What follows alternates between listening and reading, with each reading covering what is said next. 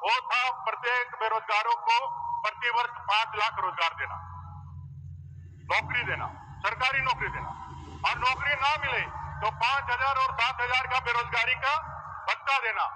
ये सरकार का एक बहुत बड़ा युवाओं को ठगने के लिए एक ऐसा जाल था, एक ऐसा ट्रेप था जो इन्होंने प्रयोग में लाया। उससे 2 कदम आगे बढ़ करके हेमंत ने एक और विषय कहा था, हेमंत जी ने, कि अगर मैं ये नहीं कर पाऊं तो राजनीति से संन्यास भी ले लूंगा।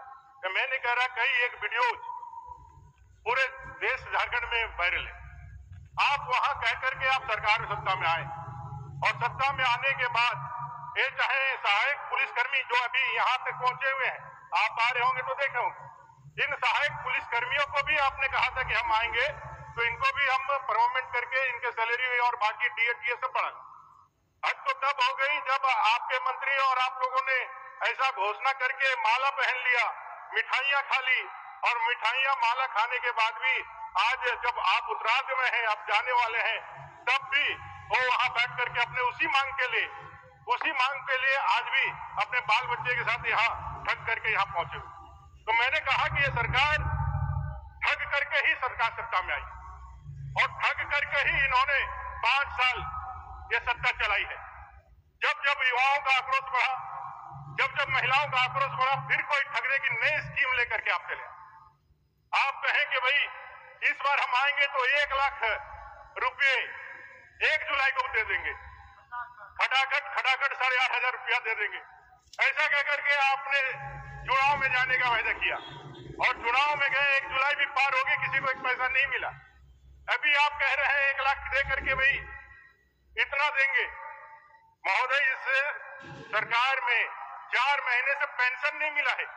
इस योजना का एक ढिंढोरा पीटते हैं, बूढ़े बूढ़ियों को 4 महीने से पेंशन नहीं मिला है।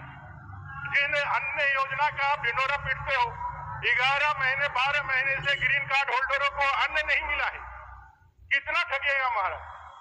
जो परीक्षाएं आपने ली, वो परीक्षाएं एक भी परीक्षाएं फ्री एंड फेयर नहीं हुआ, सब में कदाचार के आरोप लगे। एसएससी सीजीएल के जितनी एग्जामिनेशन हुए, सारे एग्जामिनेशन में कदाचार का आरोप लगा। पीजीटी के अभ्यर्थी आज सड़क पर हैं, उन्होंने बकायदा पूरे उदाहरण के साथ दिखाया है कि किस तरह से सेटवेट इन्फोटेक जिसने इस एग्जाम को कंडक्ट किया है, उस सेटवेट इन्फोटेक को एसएससी सीजीएल के एग्जाम में गड़बड़ी के कारण ब्लैकलिस्ट किया गया। उसने ही इस एग्जाम को कंडक्ट कराया। बाकी राज्यों में वो ब्लैकलिस्टेड है, आपने ब्लैकलिस्ट कराया और उसी से एग्जाम भी ले रहे हैं। आपने जेई के एग्जाम में एफआईआर दर्ज किया, एफआईआर आगे नहीं बढ़ा। एक गिरफ्तारी के बाद उसका जो है वो परीक्षा रद्द हुई, लेकिन वो अंजाम तक नहीं पहुंचा। सीजीएल में जो गड़बड़ियां हुई, उसके लिए एसआईटी का गठन हुआ, विधानसभा के 2 स्टाफ पकड़े गए, लेकिन उस एसआईटी का जांच का कोई नतीजा नहीं पहुंचा।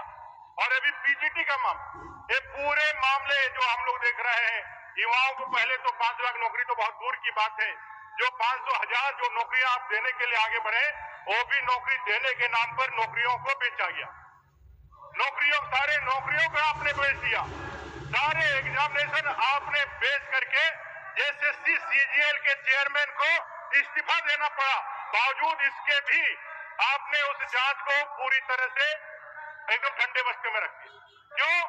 क्योंकि इसकी सीधी आज आप तक पहुंचने वाली थी, सरकार तक पहुंचने वाली थी, ये सीधी आज आप तक पहुंचने वाली थी। आपने उसका कोई ध्यान नहीं लगाया। कई एक अनुबंध कर्मी हो, चाहे पोषण सखी हो, चाहे और सहिया कर्मचारी हो, वो सारे लोग ठगे हुए महसूस कर रहे हैं। अब 12 शिक्षक भी जिनसे आपने मालाएं पहनी, वो भी आज सड़कों पर उतरने के लिए तैयार हो रहे हैं। महोदय, इसलिए मैं कह रहा हूं, ठगबंधन सरकार थी जो ठग करके सरकार बनाई और वायदा खिलाफी करके आज सरकार को आगे बढ़ाने का